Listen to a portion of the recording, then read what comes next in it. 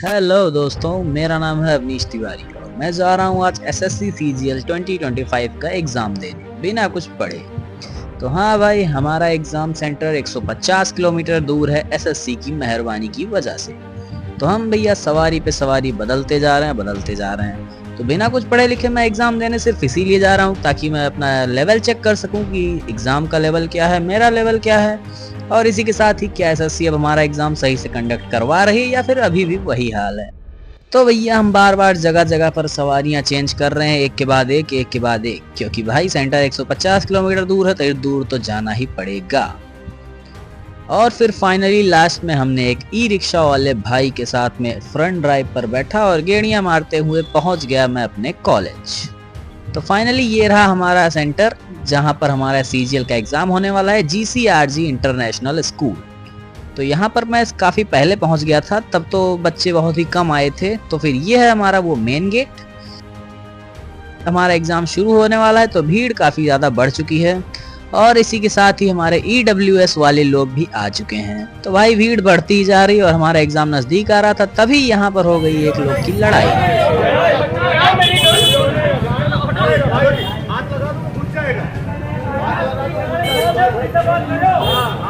अब भाई कुछ देर इन लोग की लड़ाई देखकर सबका मनोरंजन हुआ, लेकिन फिर धीरे धीरे किसी तरह से इनको शांत करवा ही दिया गया। तो थोड़ा सा मूड ऑन करने के बाद मैं भी फाइनली आ गया था अपने गेट के पास जहां से हमारी एंट्री स्टार्ट होनी थी। तो इतने के बाद भैया मेरा फोन हो गया सबमिट और मैं फाइनली गया एग्जाम सेंटर के अंदर एग्जाम देने। ठीक है, तो यहाँ तक सारी चीजें ठीक थी। फिर अंदर गया, मेरी 3-4 बार चेकिंग हुई, वेरिफिकेशन हुआ।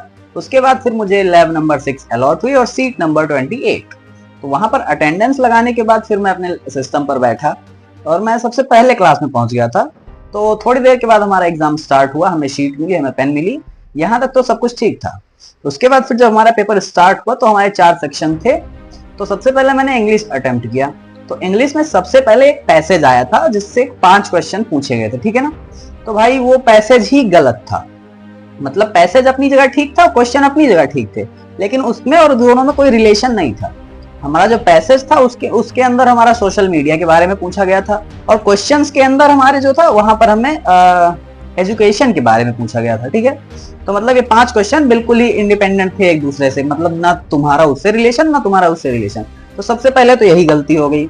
उसके बाद फिर बाकी इंग्लिश जो था बाकी मतलब अच्छे लेवल का था भाई, मतलब जितनी चीजें थी सारी अच्छी चीजें थी, अच्छी लेवल की। टफ चीजें थी, तुम्हारा जो नरेशन था एक्टिव पैसिव था, मतलब सब में बड़े बड़े सेंटेंसेस थे, अच्छे अच्छे सेंटेंसेस थे। इसके अलावा तुम्हारे जो सिनोनिम्स एंटोनिम्स ये सारी चीजें वो सब भी बहुत ही ज्यादा मतलब टफ थी, जिसे मतलब तुम बिना पढ़े नहीं कर सकते हो। ठीक है ना, उसके बाद आते हैं हम अपने मैथ्स के सेक्शन में। तो देखो मैथ्स का सेक्शन हमारा एक तरह से इजी ही था, मतलब बहुत ज्यादा टफ नहीं था। अगर वो मैथ्स तुम अगर कह रहे हो उसको क्वांटिटेटिव एप्टीट्यूड, तो मैथ्स मतलब मैथ्स होता है भाई। ठीक है, मतलब कुछ तो टफ रहेगा ही, लेकिन ऐसा नहीं था कि तुम अटेम्प्ट नहीं कर सकते या टाइम कम पड़ता। ठीक है, मतलब तुम अटेम्प्ट करते, अगर तुमने ठीक से पढ़ा है तो वो चीज ज्यादा टफ नहीं थी। ठीक है, फिर आता है हमारा थर्ड सेक्शन, तो जो कि था हमारा रीजनिंग का। रीजनिंग भाई सबसे ज्यादा इजी थी, मैं तुम्हें बता रहा हूँ। अगर तुमने थोड़ा सा भी रीजनिंग कभी जिंदगी में भी किया है ना, तो 25 में से 20 क्वेश्चन तो तुम पक्का ही कर लेते। ठीक है, मतलब बहुत ही ज्यादा इजी थी रीजनिंग।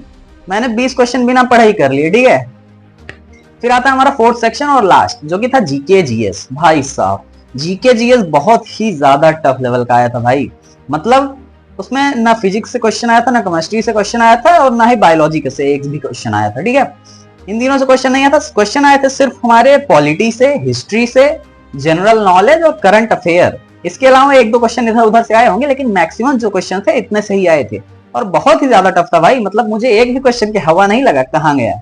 ठीक है, तो इस तरह से था। मतलब बस बाकी एसएससी सारा पेपर मतलब अच्छे से करवा रही है, मतलब ज्यादा दिक्कत नहीं है। बस वही मतलब हमारा एंट्री भी अच्छे से हो गई, हमें सीट भी मिल गई, सिस्टम भी हमारा अच्छे से काम कर रहा था, शीट भी मिल गई, पेन भी ठीक ठाक थी। बस जो एक लौती प्रॉब्लम आई वो यही थी कि हमारा जो इंग्लिश का पेपर था उसमें गलती थी भाई, मतलब करेक्शन करना था उनको।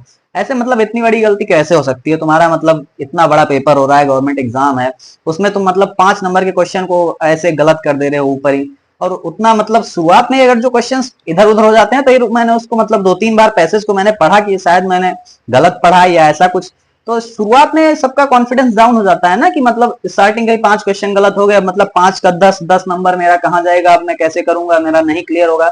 मतलब ये सब चीजें मतलब एसएससी को देखनी चाहिए भाई कि हाँ दिक्कत वाली बात है, पेपर तो भाई कम से कम सही बनाना ही चाहिए इन लोग को, मतलब पेपर ही गलत बना रहे हैं।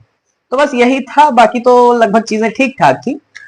तो बस इसी तरह से मैंने एग्जाम दिया और फिर मैं वापस आ गया बाहर।